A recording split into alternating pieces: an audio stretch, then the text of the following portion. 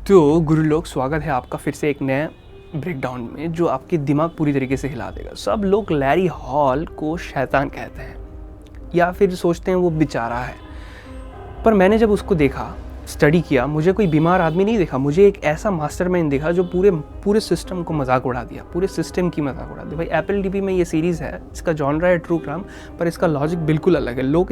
लोग लैरी को कहते हैं स्लो है, उसका IQ बस 80 है, पर रिसर्च समझो भाई, उसने अपनी इसी वीकनेस को अपना सबसे बड़ा वेपन बना लिया। भाई सोचो, क्या बेवकूफ़ दिखना लैरी का सबसे बड़ा मास्टर प्लान था। लैरी की कहानी शुरू होता है उसके माँ के पेट से।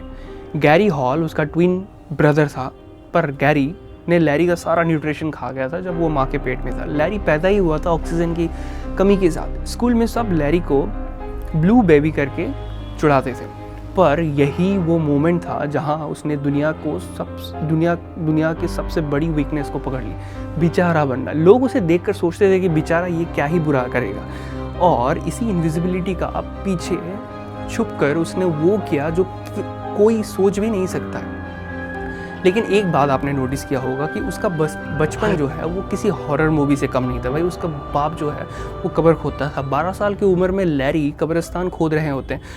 उसने मौत को इतने करीब से देखा कि धीरे धीरे इंसान की कीमत ख़त्म हो गई उसके नज़रों के सामने। सिर्फ उसको दो चीज़ें दिखने लगी, पोजीशन और कंट्रोल। भाई रिसर्च देखो, सिविल वॉर का रोल प्ले, और देखो उसका लंबी जो साइड बर्न है, ये स्टाइल नहीं था, ये था उसका क्लॉक ऑफ इनविजिबिलिटी। वो सबके सामने घूमता रहा पर किसी को शक नहीं हुआ। क्यों? क्योंकि हम हमेशा दुश्मन को सूट्स, मास्क या मॉन्स्टर के रूप में ढूंढते हैं। हम उन लोगों को इग्नोर कर देते हैं जो हमें बेचारा लगते हैं।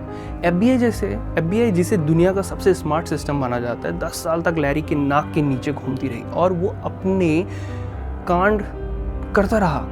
ये कोई गलती नहीं है भाई, ये लैरी का पावर प्ले था। जेल में जब लैरी कन्फेस कर रहा होता है, वो हार नहीं मान रहा होता है। वो जिमी को अपने दिमाग की जो भुलभुलाई है उसमें फंसा रहा था। वो गुनाह को गुनाह नहीं कह रहा था, वो उन्हें ड्रीम बोल रहा था।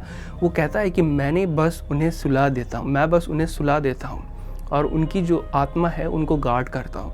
भाई ये सिर्फ एक बुराई नहीं थी, ये उसका सुकून था। सोसाइटी ने उसको कभी प्यार नहीं दिया था, कभी इज्जत नहीं दी थी, और उसने कभी इज्जत मांगी भी नहीं और चिल्लाया भी नहीं।